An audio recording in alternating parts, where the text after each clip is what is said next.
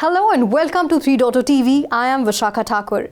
Metaverse is rapidly taking shape, and it's no surprise to see brands embracing this emerging technology. According to a report by Markets and Markets, the global metaverse market is projected to reach $426.9 billion by 2027. And countries such as UAE, China and South Korea have unveiled their metaverse strategies, and tech giants too are betting big on metaverse. So to know about the future of Metaverse and how it is going to reshape business models, I have been joined by Mr. Salman Halavi, founder and CEO of Meta Designers. Welcome to 3.0 TV, Salman. Thank you for having me. It's a pleasure to have you. So Metaverse products have attracted 44% of 2023 Web3 investments. What, according to you, is the current scenario of Metaverse, and what is it going to be 5 years down the line? So in terms of where we are at the moment, the metaverse is in its infrastructure phase. It's taking its baby steps. A lot of people are trying to rush things and claiming that the metaverse is here. We're far from that, in my opinion.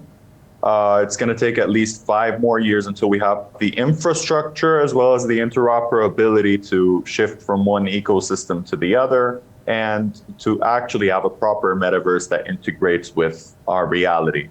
At the moment, no one is really sure which ecosystems are going to outlive natural selection and be the ecosystems that are going to define the metaverse. And as I mentioned, we don't have the infrastructure yet globally for it to integrate with our daily lives. It's still a bit of a hassle.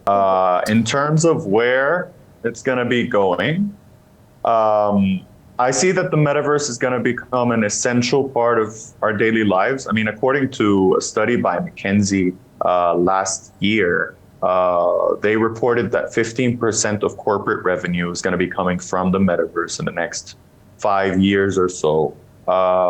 And what that means is that a lot of companies should start looking at their digital transformation strategies and seeing how they can integrate.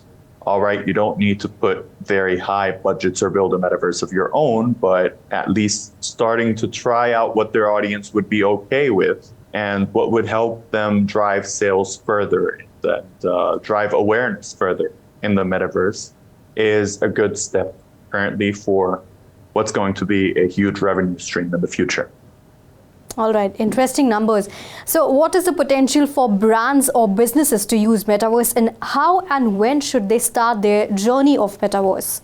As I mentioned, we are currently in the infrastructure phase of the Metaverse. No brand that invests into the Metaverse today should expect to start making a large percentage of their revenue from the Metaverse. What the Metaverse currently allows a brand to have is to get its audience to have better awareness of where the brand is going. It also gets to position itself amongst the brands that are going to make the leap, the transition.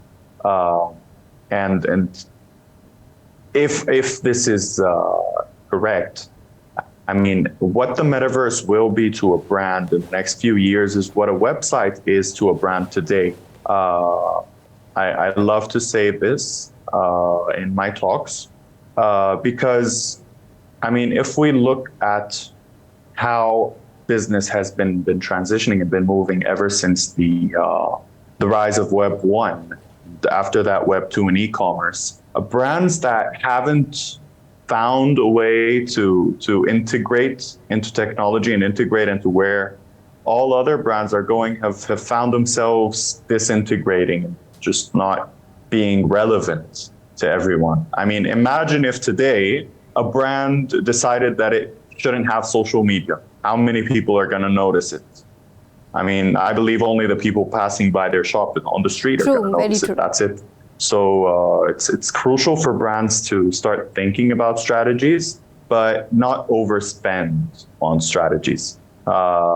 Some metaverses they can start going to, and I don't mean to talk about any brand, or I'm not affiliated with any of these brands that I'm talking about, but I mean, Spatial.io has something very nice going on. A brand can have the chance to integrate a very small space that shows what they want, and creates awareness to its visitors, and it can also monitor the amount of visits that they're getting, and they can start seeing if they will actually have traffic in the future based off of the very few metaverse users at the moment.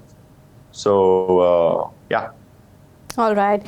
Meta's Metaverse division, Reality Labs, has lost $3.7 billion in Q2. But Mark Zuckerberg still remains optimistic about Metaverse, and an executive of Meta believes that Metaverse is ready for its post-hype phase, and now they can actually concentrate on building the virtual world. So according to you, is this the right time to build virtual worlds?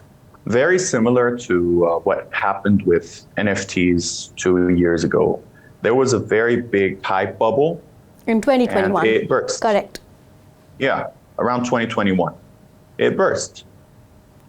So what that created was room for utility NFTs. What that created room for was for actual value to start being created instead of art and PFPs being sold. So I believe that the bubble has long burst in the metaverse. And people who are actually still building in the metaverse are actually going to be part of the infrastructure right now. There's a lot of cash grabbing that went on, just like with any new technology. There were a lot of scammers, and I believe there's no room for them anymore, because whoever is investing now is aware of what they're investing into and where they're investing. There are enough experts on the subject matter to guide these people through. All right. Can we expect massive business transformations or mass adoption of metaverse in a scenario where the price of VR headsets is too high for an average consumer?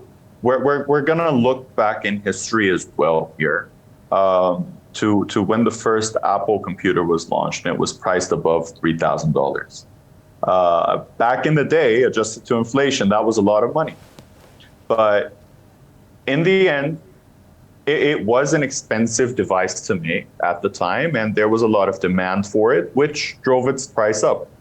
But at the end of the day, when all prices become very similar, and when the technology is available on a larger scale, and then there are a lot of options, prices will go down. So in the beginning, just like with any new technological device, just like with any new technology, everything's going to be overpriced and expensive. With time, that price is going to go down. According to a report by Backlist Times, the number of metaverse users will surpass 600 million by 2026 due to generative AI. Can you please highlight some use cases of AI in metaverse? All right, I would love to do that.